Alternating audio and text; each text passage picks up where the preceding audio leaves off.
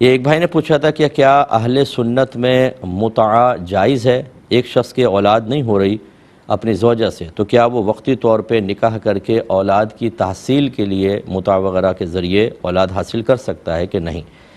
دیکھیں، اہل سنت میں یہ متعہ منسوخ ہو چکا ہے۔ پہلے نبی کریم صلی اللہ علیہ وسلم نے صحیح مصلحت کی بنا پر اجازت مرحمت فرمائی کہ صحابہ کرام گھروں سے دور ہوتے تھے، جیسے جہاد پر جاتے تھے اور کئی دن تک انہیں دور رہنا ہوتا تھا، تو نبی کریم نے باقاعدہ اجازت دی کہ کسی بھی عورت سے مخصوص وقت کے لیے کپڑے کے بدلے میں نکاح کر لیں۔ لیکن پھر رحمت کونین صلی اللہ علیہ وسلم نے اس کو منع فرمایا،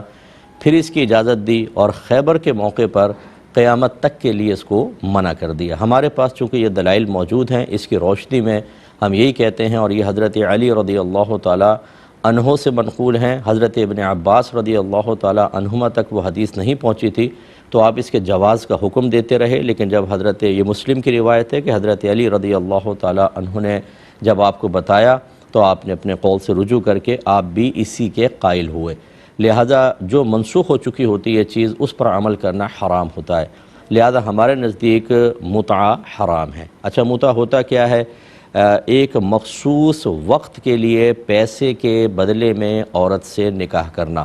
جیسے ایک شخص ایک عورت سے ڈیل کرے کہ ہم 6 مہینے کے لیے نکاح کرتے ہیں، میں تمہیں اتنا پیسہ دے دوں گا، وہ کہے یس، ابھی جو نکاح ہے اس کو نکاح متعہ کہتے ہیں، اور چونکہ یہ ہمارے نزدیک دلائل موجود ہیں، ہم اس کو ناجائز حرام کہتے ہیں، اور اگر کوئی پھر بھی یہ کرتا ہے تو اہل سنت کے نزدیک یہ زنا خالص ہے، اور اگر اس سے کوئی بچہ پیدا ہوگا تو ولد الزنا کہلائے گا، جس کا والد سے نسب ثابت نہیں ہو سکتا۔ لیکن اگر کسی اور کے پاس دلائل ہیں اور وہ اپنے دلائل کے روشنی میں اس کو جائز کہتے ہوں تو کسی پر آپ تنقید نہ کریں، نہ ان سے لڑے جھگڑیں۔ یہ ہوتا ہے کہ مختلف مکاتب فکر اپنے اپنے دلائل کی روشنی میں مسائل اخذ کرتے ہیں، تو بہرحال اہل سنت کا چونکہ آپ نے پوچھا تو ہمارے نزدیک یہ جائز نہیں ہے، منسوخ ہو چکا ہے، اور منسوخ پہ عمل کرنا حرام ہوتا ہے۔ ایک بھائی نے کہا کہ اگر کوئی چیز قرآن و حدیث میں منع نہ ہو، صرف علماء کرام اس کو منع کریں، اب اگر کوئی شخص ہے اس کو کوئی عذر بھی نہیں ہے تو کیا وہ اس چیز کو استعمال کر سکتا ہے یا نہیں کر سکتا؟ دیکھیں، اللہ تبارک و تعالیٰ نے قرآن عظیم میں واضح طور پہ فرمایا، اطیعوا اللہ و اطیعوا الرسول و اولی الامر منکم، اللہ کی اطاعت کرو یعنی قرآن پر چلو،